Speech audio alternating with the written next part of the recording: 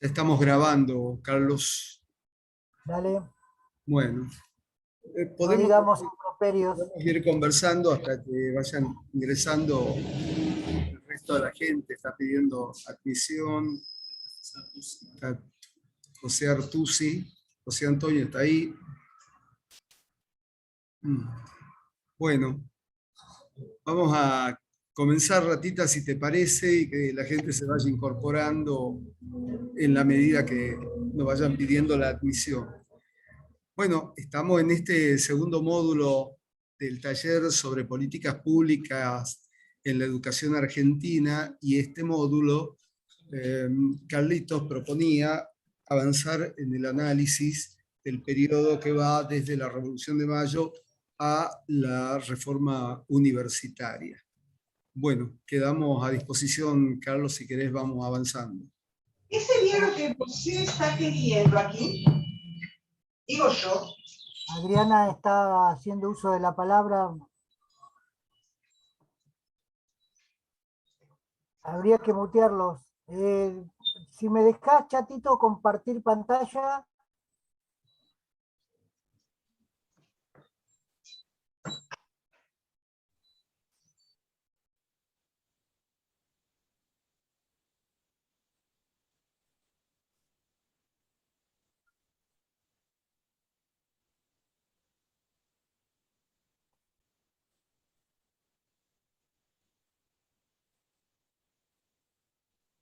Bienvenido, José Artusi, de Concepción del Uruguay.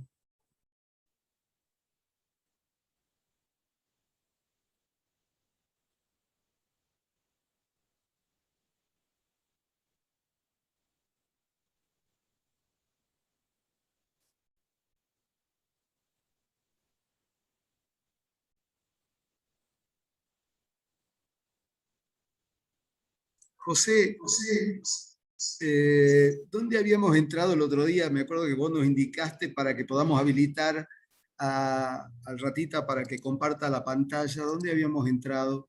¿En Share Screen? ¿Puede ser? José, José Artusi, ¿estás ahí? Avance, acá. A ver.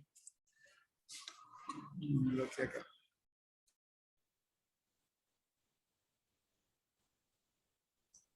Está sin micrófono, José, por eso no te contesta. Dice que me pongas de anfitrión o coanfitrión en el chat.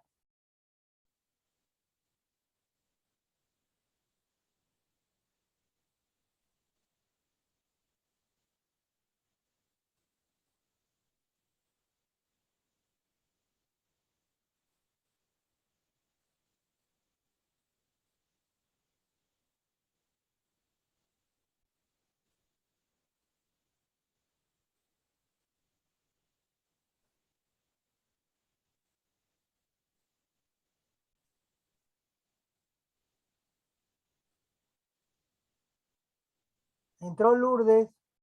Hola, Que ¿podés compartir pantalla ya, Carlos? Fíjate. Fíjate si podés compartir.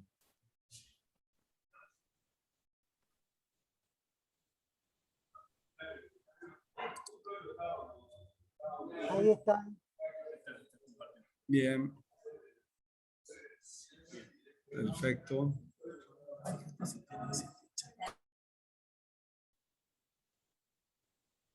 Ahora pongo pantalla completa. Hay que admitirla a Lourdes. Acabo de hacerlo. Bueno, perfecto.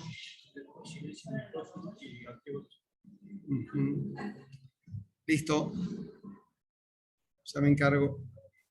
Bueno, comienzo. En Comencemos. realidad, el corte es arbitrario.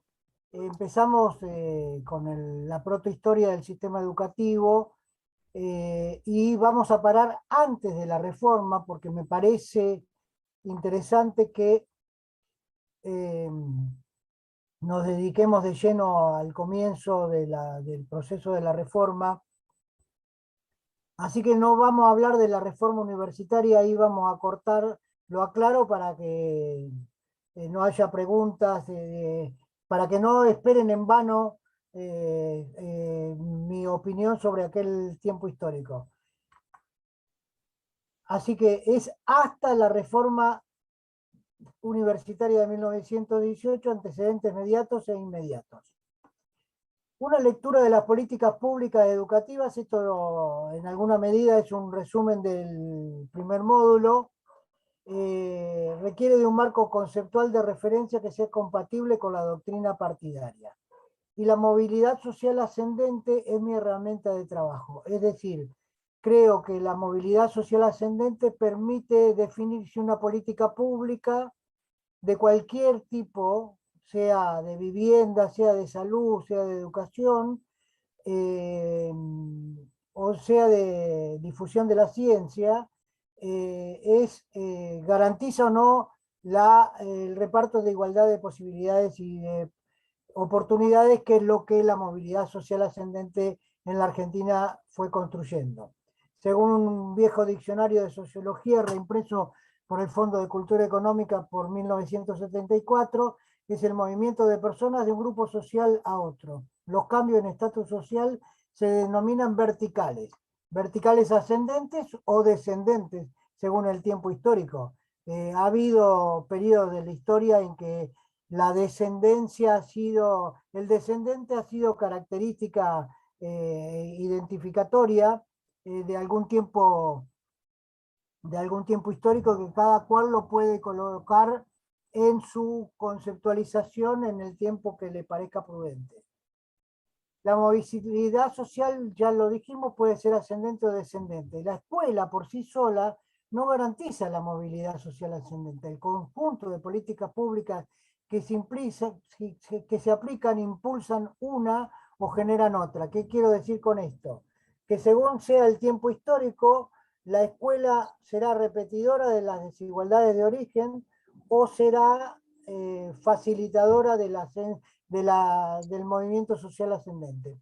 La movilidad vertical es el movimiento de individuos o grupos enteros de un estrato social a otro, ascendiendo o descendiendo, definición esta del mismo diccionario en la misma página. Y esta es una afirmación mía que se corrobora con el sitio web al que los remití, chequeado.com. La movilidad social ascendente se ha roto en la Argentina desde los 70 si la medimos en términos de indicadores socioeconómicos, y consecuentemente también se ha roto en la educación.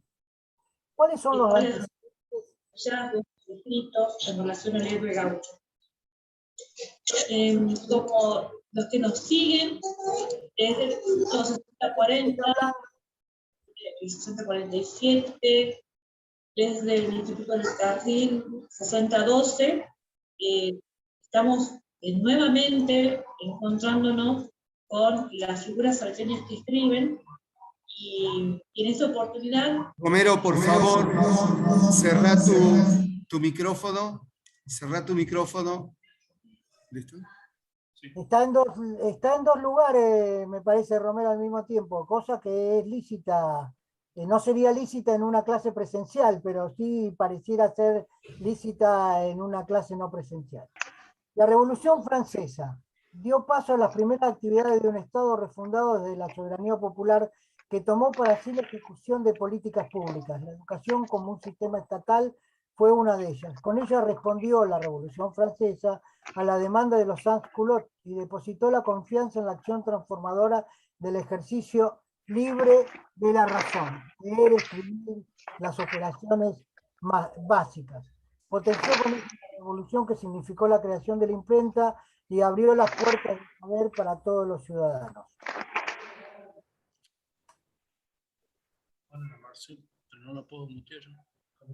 No la puedo mutear. ¿Cómo era la educación en la Argentina antes del 25 de mayo de 1810? Había diferentes ofertas educativas en aquel tiempo. Las escuelas pías parroquiales para población indígena y mestiza, las escuelas de los conventos que preparaban para ingresar a las universidades, las de los ayuntamientos pobres de poblados y ciudades, entendiendo por ayuntamiento los pocos cabildos, las pocas ciudades que tenían cabildo, que coincidían con las intendencias del Virreinato del Río de la Plata. Los particulares, los maestros que enseñan en sus casas con autorización del cabildo y que en general a hijos de comerciantes pudientes. Las universidades previas. Marcela, por favor, apaga tu micrófono. No sé quién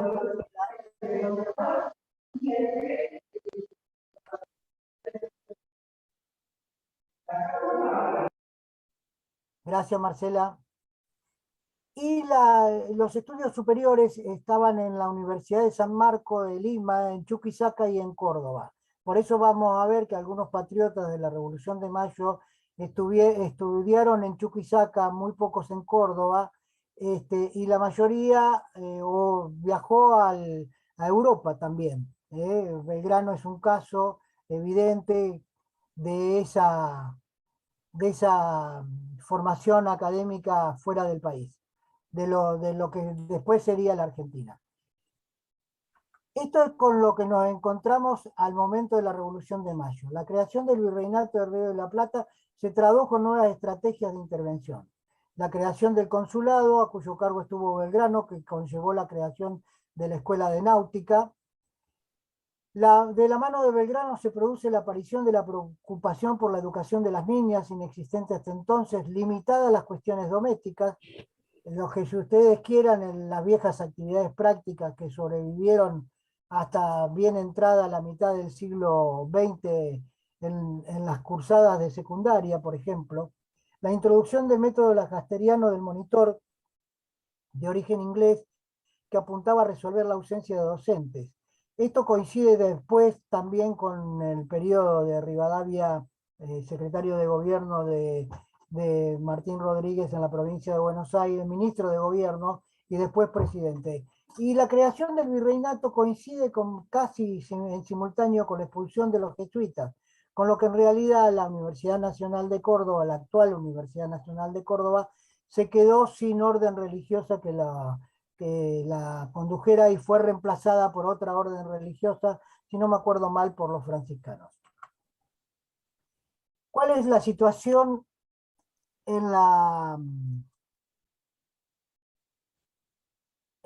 después de la primera junta, después del 25 de mayo?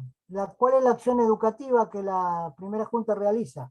Las tensiones internas de la primera junta son conocidas, es la vieja historia de Saavedra y Moreno con el decreto de los honores al presidente de la junta, y con el tema de la ampliación de la junta, que pasó de ser la primera junta a la junta grande, cuando se incorporan, entre otros, por el interior el de Anfunes y demás personajes.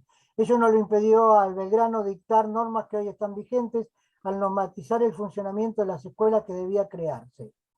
Los símbolos que la Asamblea del año 13 habían aprobado debían estar al frente de los establecimientos, lo que constituye una clara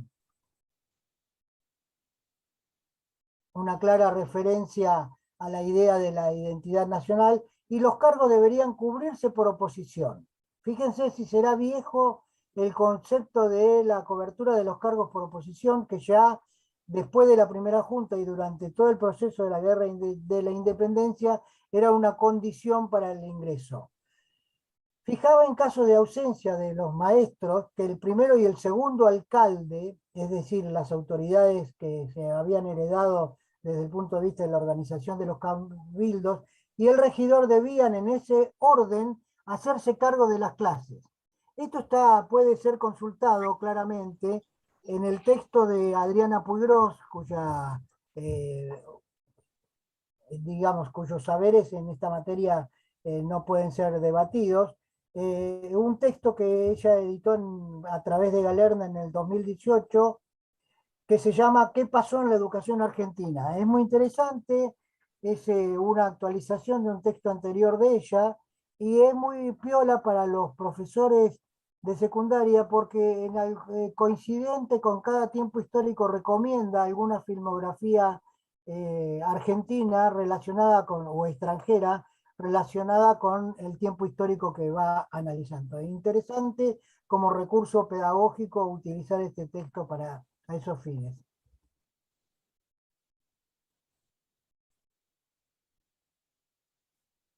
Estoy admitiendo gente. Y ahora voy a intentar pasar la guerra y la independencia. Poco se pudo hacer en materia educativa en esos años. No hubo sistema educativo tal como lo conocemos hoy. La tasa de alfabetización era muy baja, al igual que en los países de la Europa mediterránea y central, pero por otras razones. Las pocas escuelas las languidecían por falta de recursos, los que estaban destinados a la guerra de la independencia. La cuestión de la organización nacional, las rencillas entre unitarios y federales tuvieron sus entretelones en materia educativa hacia dentro de tales categorías del conflicto civil y militar. Es decir, no todos los unitarios pensaban lo mismo, ni todos los federales tenían la misma postura en materia de política educativa, si es que podemos considerar en este tiempo que hubo algún tipo de política educativa. Los debates hacia adentro durante la primera mitad del siglo XIX. En el texto de Puiggrós ya citado, páginas 43 a 47, pueden encontrar diferentes caracterizaciones de corrientes educativas. Pedagogía liberal radicalizada, por ejemplo, encarnada en Simón Rodríguez, maestro de Simón Bolívar en Venezuela. Esta es una visión más latinoamericanista. Moreno y Gorriti estarían Moreno con muy poco tiempo, porque en 1811 en viaje a España, a Europa, se murió en alta mar. La Federalista Popular, recordemos que todavía hasta el año 13, después del año 13 recién se va a Artigas, que impulsaba las escuelas de la patria, y la Federalista Popular se completa con las figuras de Bustos, López, Ramírez, Ferré y Urquiza. Por otro lado estaría lo que podríamos llamar la intelectualidad que no gobierna, Echeverría, la generación del 37, Echeverría, Alberdi, Sastre, Sarmiento, aunque Sarmiento no la integra en términos históricos de integrar, sí, por una cuestión generacional uno lo podría poner, porque es nacido en 1811. Al mismo tiempo que Alberdi, si no recuerdo mal. La liberal oligárquica, según la caracterización de Adriana Puiggrós, que estaría encarnada en Rivadavia y Mitre, y agrega esta que me parece interesante porque es un reconocimiento de algo que no siempre se dice, la tradicionalista colonial independentista. Córdoba luego de la independencia, Rosas en provincia de Buenos Aires, Quiroga en La Rioja. Esa información que antecede tiene un punto común entre las cuatro primeras, un sistema estatal de educación con diferentes perfiles según las concepciones ideológicas de sustento, más o menos populares a la hora de definir destinatarios y fines de la educación. Y una clara definición de la última, de la colonialista independentista que encarnaba Rosas con Quiroga en esta materia. La privatización por parte de Rosas como gobernador de la provincia de Buenos Aires de las pocas escuelas existentes. Esto ocurrió durante las gobernaciones de Juan Manuel de Rosas y en simultáneo con el ejercicio de las relaciones exteriores en nombre de los estados que integraban en ese entonces la República Argentina. Para destacar, no existe Estado Nacional aún, así que estamos en la protohistoria del sistema educativo nacional tal como se construyó hasta nuestros días. Llegamos a la Organización Nacional. 1851 fue el pronunciado el cruce del Ejército Grande, la batalla de Caseros, el Acuerdo de San Nicolás de los Arroyos de 1852, la Constitución Nacional, que se hace carne en esta idea de gobernar es poblar, la fractura de Buenos Aires y la Confederación. Recuerden que Vicente Fidel López participa por la provincia de Buenos Aires en el Acuerdo de San Nicolás de los Arroyos, y participa de los debates, la provincia participa y después se niega a aplicar la Constitución Nacional. Se produce la batalla de Cepeda y Pavón con la retirada de Urquiza y aparecen las presidencias fundacionales. Mitre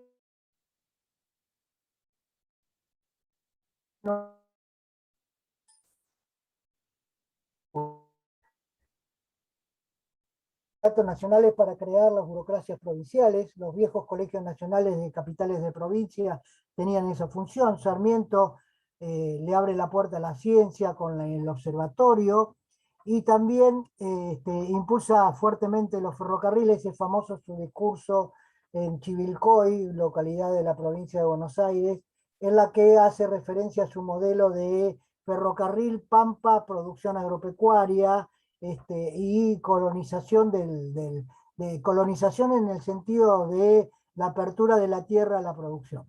Y Avellaneda es la primera normativa universitaria que reconoce la autonomía y tiene la problemática de la frontera, el tema de los malones de los pueblos originarios, o según cómo se los caracterice, y en esto yo no soy un experto, así que me correría del debate. La construcción de una identidad nacional también es parte de la problemática del gobernar es poblar, porque en realidad el poblar significó que nuestros abuelos bajaron de los barcos. Muchos de nuestros abuelos de la pampa húmeda bajaron de los barcos, y esto generó la coexistencia de muchos idiomas, el crecimiento vegetativo de la población, la diversidad religiosa y sus efectos no previstos, la registración de las relaciones familiares. Esto no es un tema menor, porque en realidad forma parte de la problemática de las relaciones interfamiliares. El tema del registro civil, el tema de... ¿Dónde se cocinó la ley 1420? Para ponerlo en términos de la jerga partidaria. La cocina de la ley 1420 es la logia docente, que está integrada, entre otros, por Alem, Sarmiento, Irigoyen, del Valle, Barretaveña, del Case, Lucio López, Logut. No sé qué, alguien pidió tener la pantalla, Adriana, le acabo de prestar conformidad. Legut, Matienzo, Larraín, Pacheco, Lagos García, Gallo Gómez y Ugarte. Debatió la temática e impulsó lo que aparece como el último asterisco del Congreso Pedagógico de 1882, que fue efectivamente convocado por un decreto nacional, y esto es parecido al Congreso Pedagógico de 1984, que también es convocado, a diferencia del 82, por una ley nacional que fue aprobada por unanimidad por las cámaras de diputados y senadores de aquel tiempo histórico.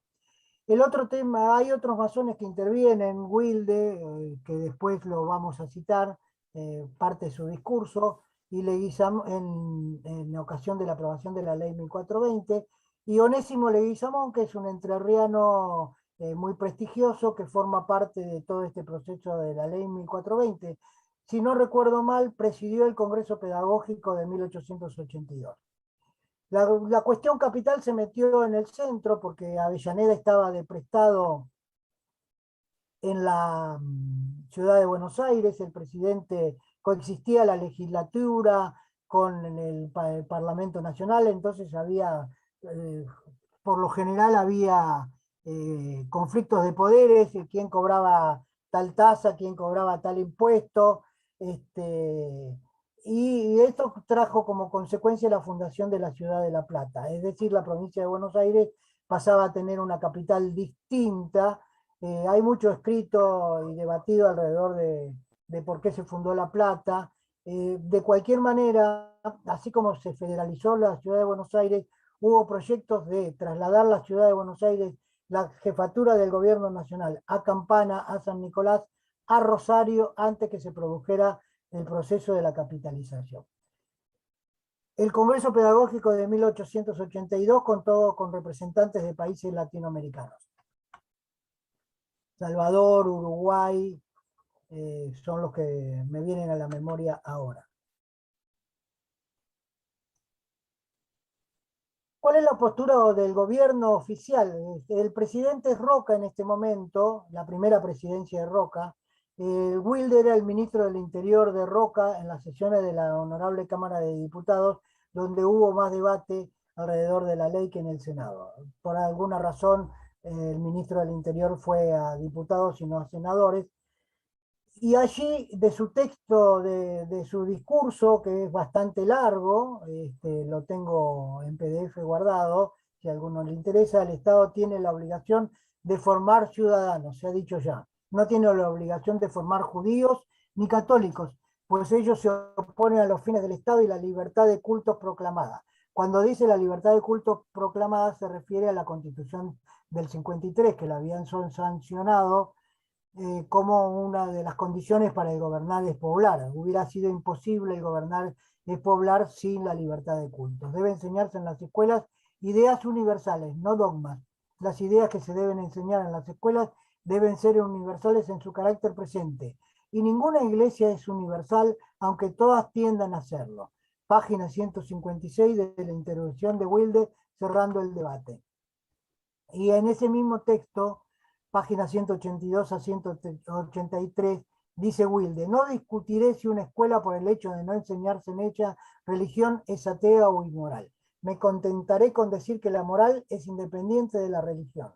La moral ha existido antes de toda forma concreta de culto y que las virtudes cristianas son virtudes universales proclamadas más o menos extensamente por Zoroastro 3000 años antes de Jesucristo, por Confucio 500 antes y por Menzu 300 años antes de la era cristiana.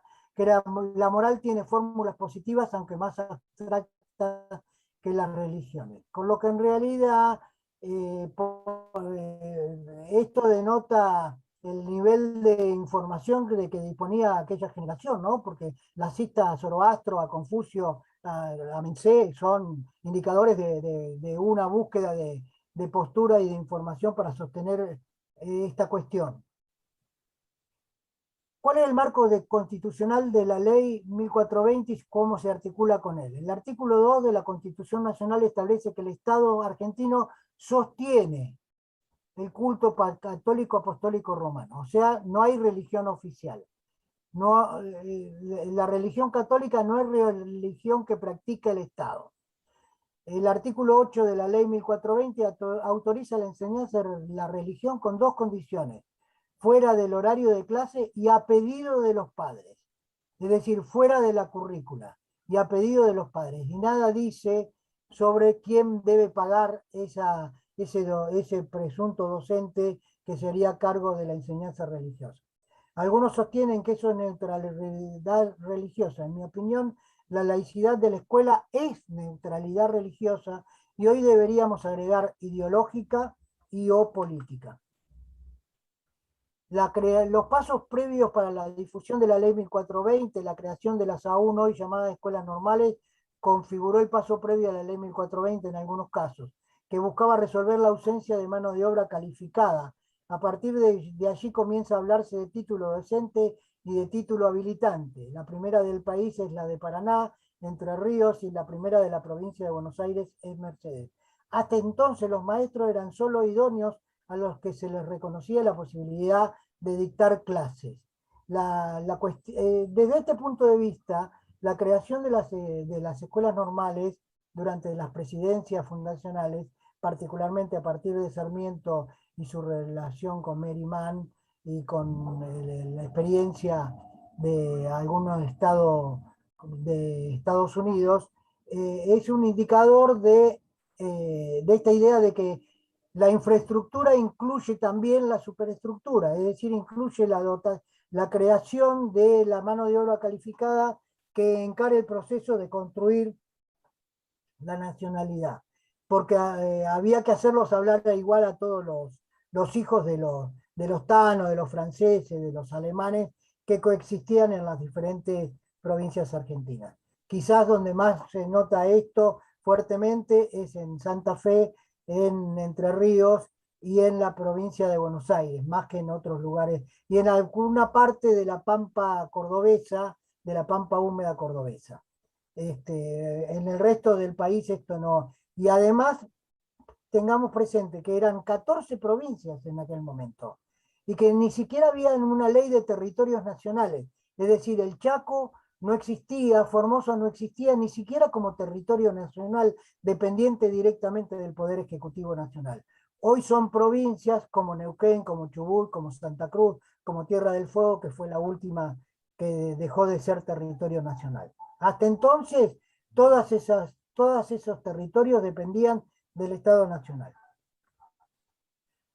Los principios rectores de la ley 1420 son la obligatoriedad de la laicidad, hoy llamada eufemísticamente neutralidad religiosa, la gratuidad y las condiciones higiénicas. Estos principios rectores los vamos a ver en detalle en el articulado. El artículo primero establece que la escuela primaria tiene por único objeto favorecer y dirigir simultáneamente el desarrollo moral, intelectual y físico de todo niño de 6 a 14 años de edad. La instrucción primaria debe ser obligatoria, gratuita, gradual y dada conforme a los preceptos de la higiene. Esta palabra de la higiene no tiene que ver solamente con la limpieza corporal, tiene que ver con las condiciones higiénicas de la sociedad. Ustedes acuérdense que Buenos Aires venía de la fiebre amarilla y que se habían modificado las condiciones de vida de la actual ciudad autónoma como consecuencia de ello. Y me parece muy importante detenerme en lo de gratuita y gradual, que son dos condiciones que teóricamente forman parte del sistema educativo argentino desde su fundación. La gradualidad tiene que ver con la enseñanza escalonada, de primero a segundo, de segundo a tercero, y así sucesivamente, con la idea de que los diseños curriculares se van desarrollando, si ustedes quieren, como una espiral que va comprendiendo más saberes científicos, más conocimientos a medida que uno avanza en el desarrollo de su escolaridad. La laicidad, según la definición de la Real Academia, es la doctrina que defiende la independencia del hombre o de la sociedad, y más particularmente el Estado, de toda influencia eclesiástica o religiosa. El artículo 8 dice textualmente: la enseñanza religiosa solo podrá ser dada en las escuelas públicas por los ministros autorizados de los diferentes cultos a los niños de su respectiva comunión y antes o después de las horas de clase.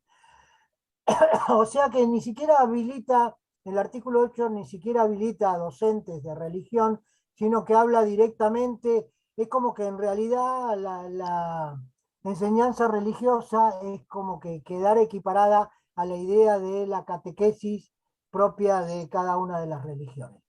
La ley no prescribe ningún tipo de financiamiento para este espacio de enseñanza religiosa. El artículo 5 habla de la obligación escolar, supone la existencia de la escuela pública gratuita al alcance de los niños de edad escolar. Que no, la vieja distinción de 6 a 14 y la obligación de garantizar la educación primaria que establece el artículo 5 de la Constitución Nacional. La higiene. En toda construcción de edificios escolares y de su mobiliario y útiles de enseñanza deben consultarse las prescripciones de la higiene.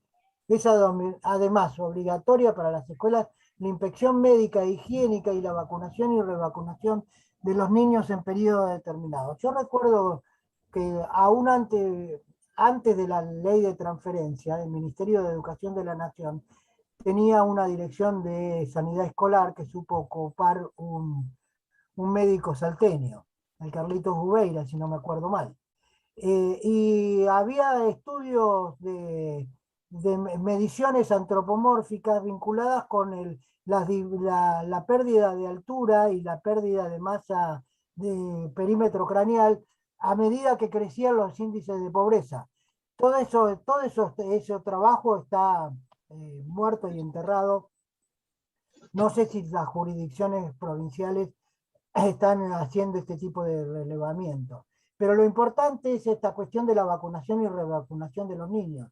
De ahí que en la provincia de Buenos Aires apareció la famosa libreta sanitaria infantil, que era condición de su presentación para poder inscribir a los pibes en la primaria, o en la inicial, según fuera.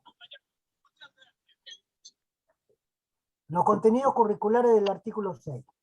Estos son los contenidos curriculares de la ley 1420. Lectura y escritura, aritmética, las 4 primeras reglas de los números enteros y el conocimiento del sistema métrico decimal y la ley nacional de monedas, pesas y medidas.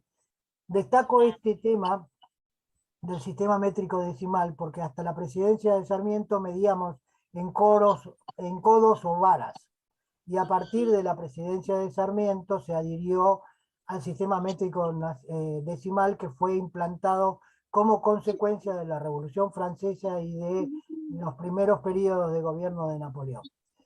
La geografía particular de la República y noción de geografía universal, de historia particular de la República y nociones de historia general, idioma nacional, moral y urbanidad, nociones de higiene, nociones de ciencias matemáticas, físicas y naturales, nociones de dibujo y música vocal, gimnástica y conocimiento de la Constitución Nacional. Por gimnástica debe leerse hoy educación física. Juana Manso fue una férrea introductora de esta propuesta de la gimnástica, y el conocimiento de la Constitución Nacional. Para los niños será obligatorio, además, el conocimiento de labores de mano y de economía doméstica. En algún tiempo hubo una materia que se llamaba de economía doméstica en la secundaria, que creo que estaba en los viejos diseños curriculares de los planes de estudio de los peritos mercantiles, me parece. Para los varones, el conocimiento de los ejercicios y evoluciones militares más sencillas, y en las campañas nociones de agricultura y ganadería. ¿Por qué lo del conocimiento de las evoluciones militares más sencillas? Porque en realidad el ejército como tal no existía. Existían las guardias nacionales, que eran, o el ejército de línea se formaba con las famosas levas. No había carrera militar claramente estructurada, ni siquiera había conscripción obligatoria cuando se redactó la ley 1420. Digo para que tengamos un panorama de qué tiempo histórico estamos haciendo referencia. ¿Cuál es la trascendencia? La ley 1420 conforma el trípode legal que la llamada generación del 80 construyó para todos los tiempos, junto con la ley de matrimonio civil y el sufragio universal masculino de la ley Sáenz Peña, instrumentaron los padres fundadores plasmaron en la Constitución de 1853. Estas tres leyes contribuyeron a generar en el imaginario cultural la idea de tolerancia política y religiosa. Y además fueron herramientas de movilidad social ascendente porque eliminaron las discriminaciones que podían existir entre los hijos adulterinos y los incestuosos en el caso del matrimonio civil, o la cuestión de el voto. El voto era cantado, era voto, cuando uno escucha hablar de votaciones hasta 1916 debe pensar en una película que se llama Juan Moreira, si alguno la vio, que trabaja Rodolfo Beán, si no me acuerdo mal. Vale la pena verla porque en realidad muestra claramente cómo funcionaba el tema de los caudillos de los diferentes partidos de aquel tiempo histórico.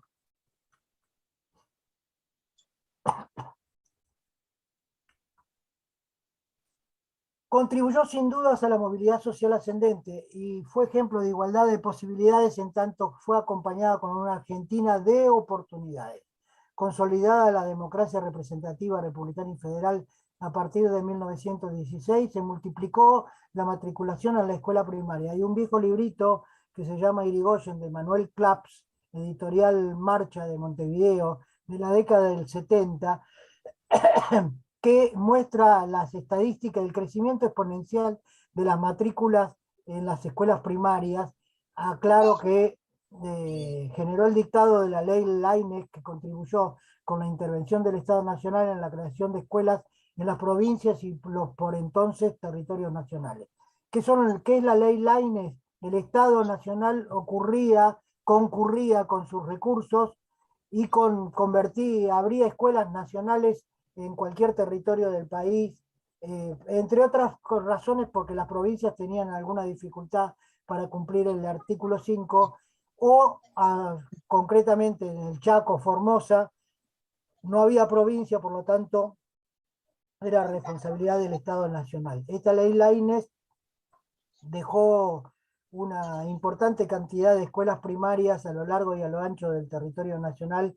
En lo personal, yo soy alumno de primaria de una escuela Laínez, la vieja Laínez 56 de San Nicolás, que ahora es la 38 de la provincia de Buenos Aires, porque en alguna dictadura previa a la del 76 se produjo la transferencia de las escuelas primarias como anticipo de lo que vino después en la época de Menem, de la transferencia de las escuelas secundarias a cada jurisdicción provincial. Creo que esta es mi última transparencia, así que... no, me queda esta. el juego de las diferentes variables que integran el concepto de movilidad social ascendente dio impulso al crecimiento del capital cultural. Ese crecimiento presionó hacia la educación superior, reducida en aquellos años a 3 universidades, las actuales Universidad de Córdoba, la UBA y la UNLP, en orden cronológico de la creación. Y esa presión generó efectos. Ese efecto es el de el próximo encuentro yo voy a hacer, me va a salir el docente insoportable que soy y les voy a pedir puntualidad, porque después las preguntas se van a complicar. Muchísimas gracias por la atención y estoy a disposición de las preguntas. He hablado solo 40 minutos, así que la curva de atención no debe haber decaído demasiado. Bueno, no te hagas problema, pero vos tenés que tener en cuenta dos cosas. La impuntualidad característica que tenemos, a eso tenés que sumar que somos radicales la mayoría, entonces la impuntualidad radical es bastante interesante. Carlitos, yo tengo, no sé si alguien está por hacer uso de la palabra, yo tengo 2 o 3 cosas que me parecen importantes porque están vinculadas a la posibilidad y a la efectividad de las políticas públicas en relación a la educación. En primer lugar, el problema del financiamiento del sistema educativo. En el caso de la nación, con la asignación de recursos concretos, pero muy escasos, y la situación del financiamiento presupuestario de los sistemas de la educación en cada una de las provincias. Doy el ejemplo de Salta.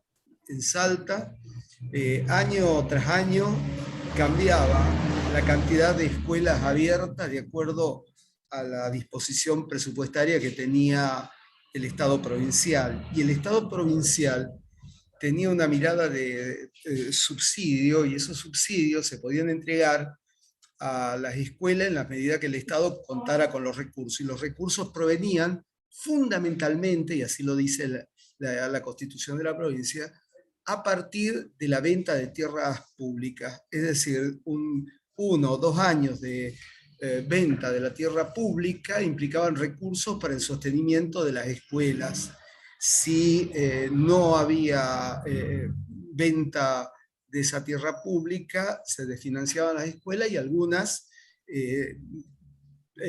cerraban y volvían a abrirse en la medida que se podía. Esa es una. Y 2, el atraso crónico del pago de los sueldos, de los magros sueldos de los docentes, lo que por ahí nos olvidamos de esta cuestión de lo que implicó realmente para ver la efectividad del Estado, es cómo se dio esta cuestión del financiamiento educativo. Eso por un lado. Por otro lado, me parece interesante mirar lo que Oscar Oslak, por ejemplo, planteaba, que era el proceso de expropiación de funciones por parte del Estado Nacional en la medida que se iba constituyendo, expropiación de funciones a organizaciones de la sociedad civil, y en este caso muy concreto, la expropiación a la Iglesia del desarrollo de la educación.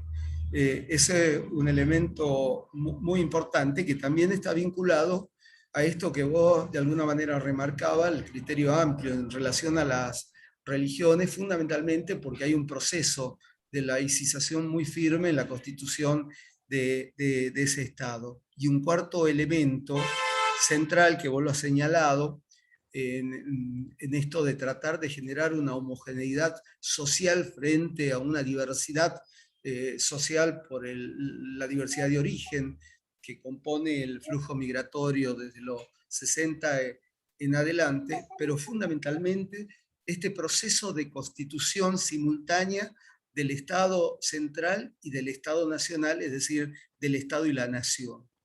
Y te digo esto porque a veces los docentes repiten cuando tienen que conmemorar las fiestas patrias como que hacia mayo de 1810 había una nación preexistente que estaba en desarrollo y en búsqueda de un camino de libertad, etcétera, etcétera.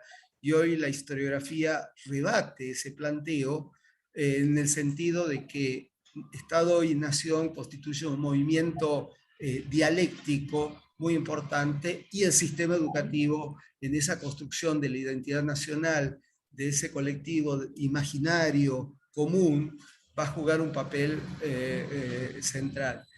4 aspectos de los cuales me parece que a veces nosotros dejamos descuidado el problema del financiamiento educativo, y eso nos daría una verdadera dimensión de lo que implicó la política del Estado Nacional y de los estados provinciales, muy dispar y muy diversa. En realidad, yo creo que lo que vos planteás del financiamiento chato nos pone a todos en la disyuntiva de abrir un debate que nadie ha querido dar, porque teóricamente los fondos de coparticipación actuales entran a las provincias, pero terminan en rentas generales.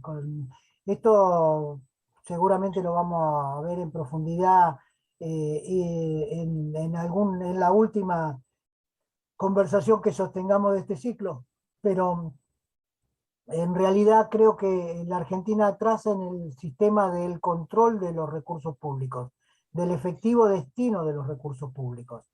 Y también habría que considerar la revisión de normativas como la que vos acabás de mencionar de Salta, porque o son una invitación a la tala de bosques o son una invitación al no hacer nada. Con lo que en realidad el sistema educativo no puede estar pendiente de que se venda tierras o no se vendan tierras. En realidad debería haber una afectación de recursos presupuestarios que en algunas provincias existe. Por ejemplo, yo voy a dar un ejemplo. Carlitos, era en referencia a lo que pasaba en el último tercio del siglo XIX y hasta la segunda década del siglo XX. Esa era la forma de financiamiento que tenía el sistema educativo provincial, ¿no? Estaba establecido por la Constitución y por la normativa específica. A eso me refería. Ahora no, por supuesto. Ahora cambió. Un Bueno, criterio distinto. pero ahora, de cualquier manera, ahora lo que se mantiene es que los recursos vienen de Nación y van a la Bolsa General, y puede que lo que está destinado por ley nacional a fondos vinculados con la educación terminen siendo recursos generales del ministerio o de la provincia. Y desde ese punto de vista, lo que nos pone en evidencia es la ausencia de mecanismos de control de nuestros propios tribunales de cuenta en las provincias que los tienen, o de los órganos de auditoría sobre los recursos provinciales. Creo que desde ese punto de vista todas nuestras jurisdicciones provinciales se atrasan bastante y tienen una estructura desde ese punto de vista burocrática e insuficiente, porque no hacen un control más político del destino de los fondos. Creo que esto es una cuestión crucial. De cualquier manera, la Nación siguió interviniendo a través de los fondos de la ley Lainez hasta en los territorios nacionales por mucho tiempo. En realidad, cuando uno habla de escuelas en el Chaco o en Formosa, la mayoría que sean viejas son escuelas nacionales creadas por la Nación, porque en aquella época no había otra posibilidad, porque el territorio nacional no tenía presupuesto. Lo mismo para La Pampa, lo mismo para Neuquén, lo mismo, dependían del presupuesto nacional y dependía de la política pública que definiera el Ministerio de Educación según el tiempo histórico de lo que analicemos, con lo que hubo creaciones y hubo trate de las creaciones también. ¿Mm? De cualquier manera, yo no tengo ninguna duda que la escuela de esta tensión que vos planteás entre el Estado y la Nación y cómo se va construyendo, me parece que es un dato interesante para hacer una lectura más profunda de este tiempo histórico, porque en realidad es verdad que la protohistoria de la nación como tal mal se puede considerar como fecha la de 1810, ¿no? Creo que lo de 1810 es un calle oscuridad número tanteano, es decir, fue la falencia del rey, la caída del poder en España, lo que provocó el debate cuenta de las posturas que había allí debatiéndose alrededor de si la soberanía popular volvía al pueblo o no volvía, el debate entre Paso y Lué, el obispo Lué, no por casualidad, el obispo Lué, es paradigmático en este sentido, ¿no? Creo que en realidad yo siempre solía decirle a mis alumnos, nosotros tenemos un proceso histórico de construcción de la independencia que es como que tuvimos un embarazo de largos 6 años, ¿no? Porque de 1810 hasta la decisión de declararla pasó una buena cantidad de tiempo.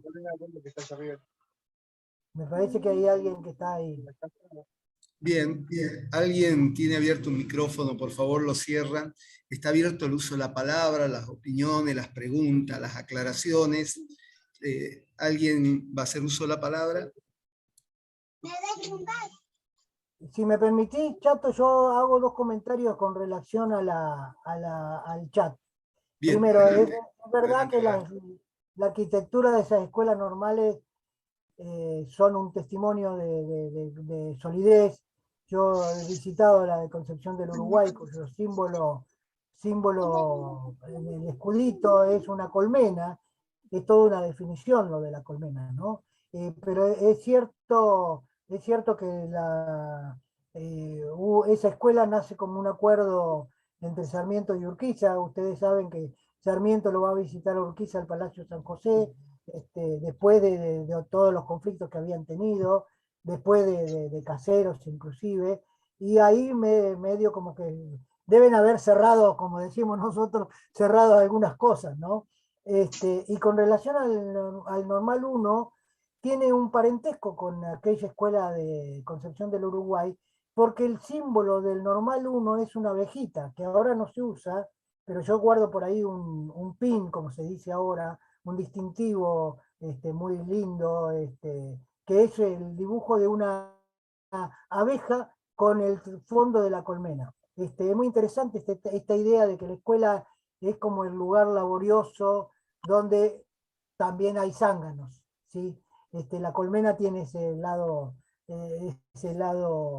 débil, ¿no? Como símbolo para leerlo, pero de cualquier manera, es verdad, la escuela, la Normal 1 de La Plata está bastante deteriorada, se arregló su salón de actos, pero está bastante deteriorada, hay alguna parte que no se puede utilizar y viene de largo esto. En general los normales sufrieron las consecuencias de la transferencia en ese sentido.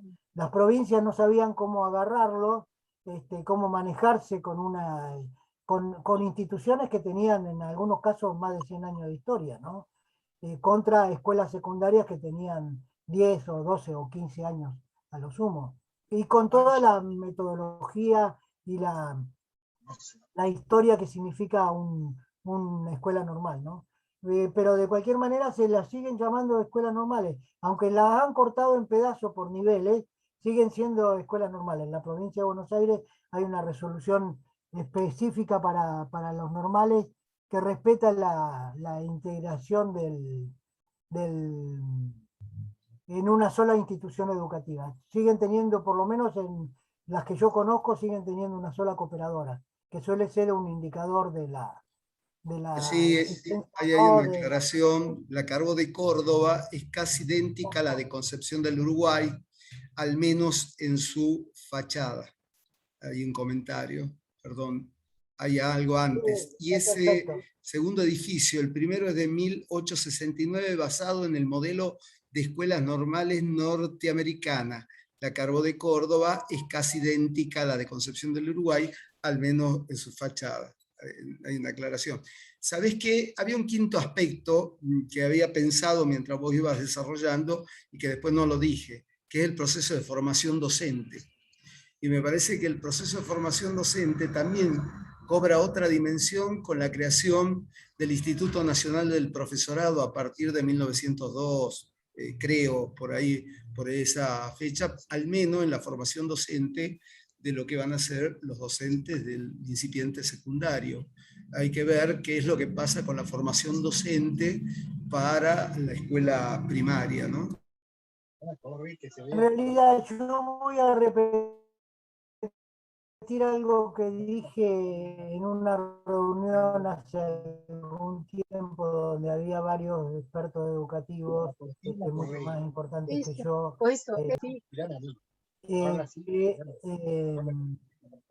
en realidad el problema de la formación docente de grado, los Eli, Eli, Eli, ¿podés por cerrar favor. el micrófono, por favor? Ay, ¿La puedo? Gracias, Eli. En realidad, el proceso de formación docente de Vos grado, podés mutear. Ahí está, ya está listo. lo que Gracias. no ha hecho es, digamos, conseguir el compromiso que caracterizó a la formación docente de las escuelas normales. Creo que desde ese punto de vista hay todo un proceso de deterioro que inclusive está vinculado con las políticas salariales aplicadas en los últimos años, en los tiempos de cobija corta, ¿no? Creo que cuando el pibe, el docente se parece al pibe, habla como el pibe, escribe como el pibe y huele como el pibe, dejó de ser docente. Esta es mi lectura, aunque suene muy conservadora, ¿no? Pero esta es mi lectura. Y creo que esto es parte del proceso de deterioro, más allá de los formatos académicos que hemos utilizado. Yo soy egresado de una escuela normal, poquitos años antes de que Onganía resolviera la eliminación de los magisterios y su reemplazo por los profesorados. Y esos profesorados después fueron revisados, después fueron de 3 años, la provincia de Buenos Aires lo subió a 4 y la ley federal de educación generó un desbarajuste general en la formación docente de grado que parece que ni a propósito fuese hecho, ¿no? Es como crónica de una muerte anunciada. Y además, las escuelas nacionales dejaron, no se puede volver al pasado, esto yo lo tengo muy claro.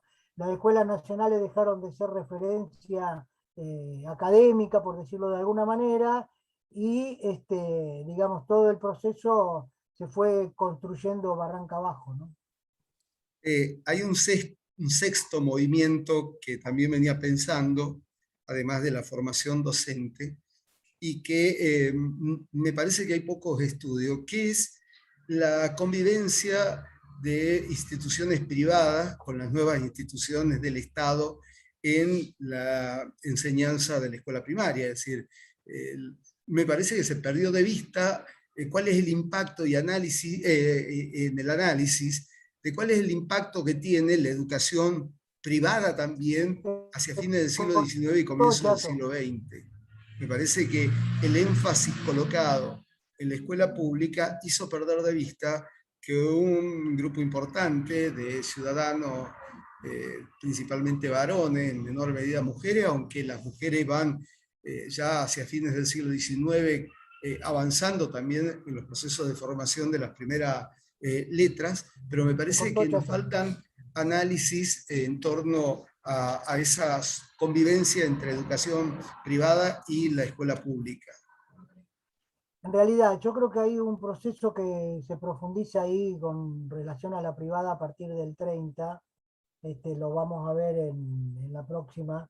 Creo que ahí hay un corte y hay un avance de la teoría del principio de la subsidiariedad, que es una terminología de los 90, muy duramente fustigada por algunos miembros de la Comisión Asesora Honoraria del Congreso Pedagógico de 1984, en particular Héctor Félix Bravo, que recomiendo leerlo, porque nos da una visión muy enraizada en esta coexistencia de diferentes ideologías con una propuesta de política educativa única, que es la generación del 80, porque en realidad hay que decirlo, la generación del 80 no era unívoca, se mataban a tiros, entre Pellegrini y Alem se mataron a tiros en la revolución del 90.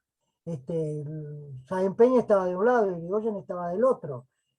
No había amor y paz. por decirlo de alguna manera. Sin embargo, dejaron una herramienta que es la ley 1420, que lo superó a todos ellos. Todos hablamos de la ley 1420, sea para pegarle o no pegarle, porque ellos se pusieron de acuerdo y la hicieron, aún por encima de sus diferencias, y creo que esto es también una enseñanza importante de aquel tiempo histórico, ¿no?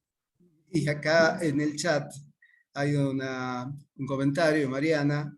En Tucumán, paradójicamente, a lo laico, la escuela normal se fundó en 1875 y se inauguró con un Te Deum. Bueno, contradicción, características en la provincia, ¿no? Acá los debates de Juan Martín Leguizamón sobre educación laica, educación religiosa fueron importantes y había un predominio del debate de la educación laica, pero la educación terminó saliendo por otro lado, ¿no? A ver, yo creo que no tengo ninguna duda que eso pueda haber pasado, eh, pero convengamos que además todos ellos se reivindicaban religiosos, todos ellos eran católicos, no eran agnósticos cuasi ateos, todos eran católicos. En realidad, el máximo golpe al catolicismo se lo da Alem cuando se suicida, porque comete el pecado más grave. Suicidarse en aquel tiempo histórico, un personaje no es menor, ¿no? Creo que el impacto cultural debe haber sido muy fuerte. De cualquier manera, lo que digo es que en la provincia de Buenos Aires tardamos hasta el 2011 en tener un decreto de funcionamiento de las instituciones educativas que prohíbe, el decreto 2299 del 2011, que prohíbe la simbología religiosa y política en las escuelas y que reemplaza la bendición de la bandera por una bendición ecuménica. Si no están todas las religiones de los pibes que van a la escuela, no, la escuela puede elegir no bendecir la bandera. Y esto creo que es un avance del último tiempo, junto con otras cosas que ocurrieron en la Argentina mucho después de la ley 1420. Creo que... José Antonio señala ahí en el chat, en los cantones del 90 tuvimos de nuestro lado a algunos de los más feroces opositores a la 1420. Igual de Wilde, creo que era agnóstico, aunque no lo dijera. Comentario de José Antonio. No sé si era agnóstico Wilde, no me atrevo a decir desde acá. No recuerdo si debería buscar, a ver si era Jacobo Larraín el integrante de la logia docente. Déjeme que busque un librito que tengo por acá y si puedo, si tengo el dato lo contesto con el libro en la mano. ¿Alguna aclaración, José Antonio? Ah, está sin micrófono, ¿cierto? ¿Algún comentario? ¿Alguna pregunta? Con relación a la pregunta de Marina Isla Larraín, que debe ser descendiente, por lo menos por el apellido, hay un Jacobo Larraín que fue egresado de la Facultad de Derecho y Ciencias Sociales de la Universidad Nacional de Buenos Aires, dedicóse al periodismo, la letra y la enseñanza. Fue integrante de la logia docente, según el libro que se llama La masonería argentina a través de sus hombres, de Alcibíades La Paz. Lo estoy leyendo textual en este momento. Y hay otro Larraín, que es Nicanor, que es hermano del anterior. Claro, sí, sí tengo unos libros de la descendencia de José Valentín, y eran 3 Larraín, Nicanor, Jacob el más chico y otro más, eran 9 en realidad, pero el más chico era Jacob, que era mi bisabuelo. Y sé que dio el discurso inaugural en Derecho de La Plata, de acá de la Universidad de La Plata. Pero es como que... Ese dato no lo tenía. Sí, eso lo encontré, me lo pasó un primo y bueno, que se lo habían comentado, pero voy como recolectando cosas. Si después me puede pasar el título del libro, le agradezco. Sí. Creo que muchísimas gracias. En alguno de los sitios web de venta de libros viejos aparece. Ana María señala, estudié en una escuela pública pasado los 50. Los católicos entrábamos al aula y rezábamos. Los restantes esperaban afuera y que dice los restantes esperaban afuera hasta terminar las oraciones.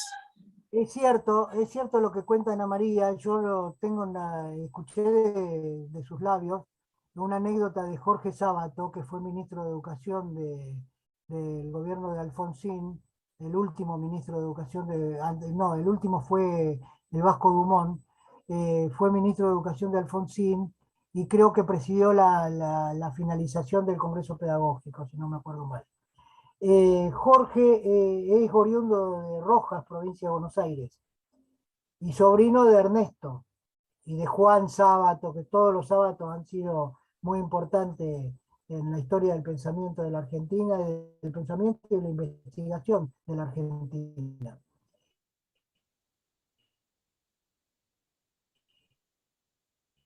Y Rojas, porque este es un tiempo histórico muy particular que viene en otra charla, que en realidad estamos spoileando argumentos.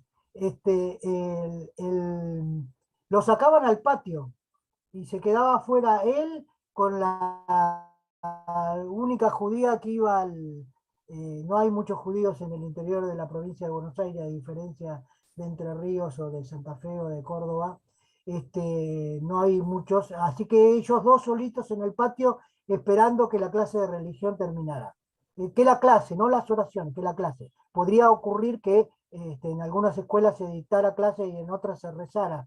Yo no tengo información precisa sobre eso, pero que esto lo he escuchado de la búsqueda de Sábato hace una buena cantidad de años, no me quedó grabado porque realmente me impresionó mucho.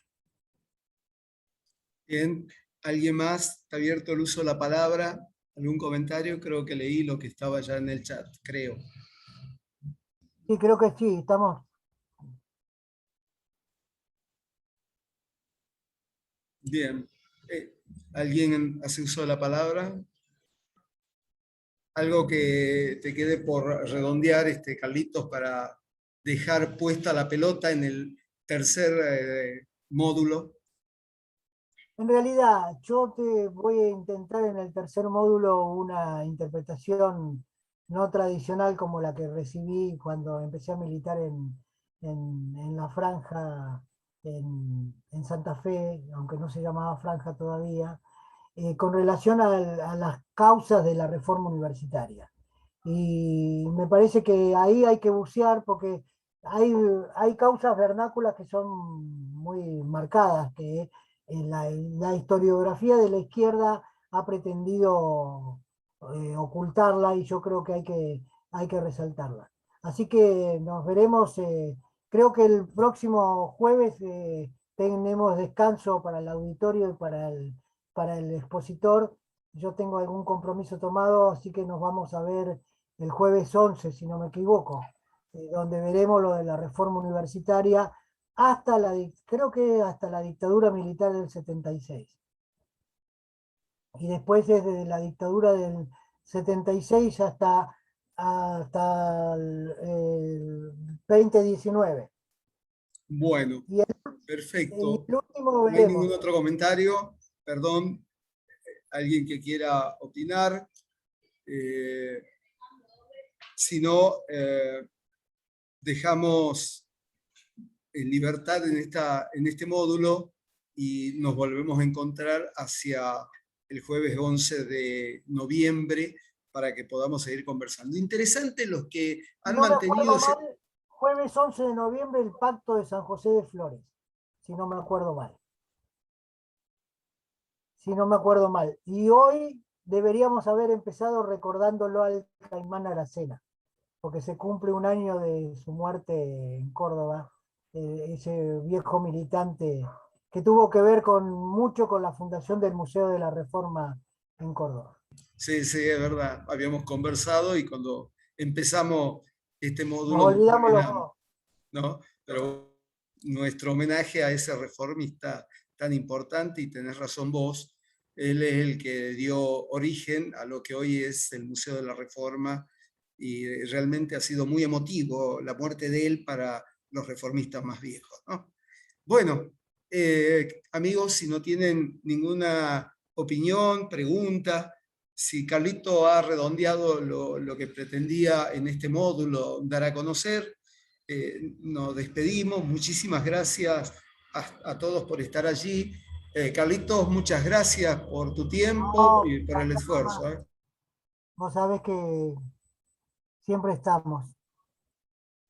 Bueno, muchas La gracias. militancia se comparte, Chato. ¿Qué decías? Que la militancia se comparte. Bueno, se comparte. Y algunos deben haber estado en el acto de Ferro más que en este módulo. Así que el próximo Sí. módulo, el próximo taller, pasamos en limpio y vemos quiénes son los que nos han abandonado. ¿Ah? Nos han preferido a Manes. Se sumaron algunos que no estuvieron en el anterior, eso me consta. Estoy viendo uno, que es de Chivilcoy. Ah, mira. Bueno, listo. Muchísimas gracias y nos desconectamos. Chao, cuídense y que estén bien. Abrazos fraternales. Cuídense. Gracias por todo.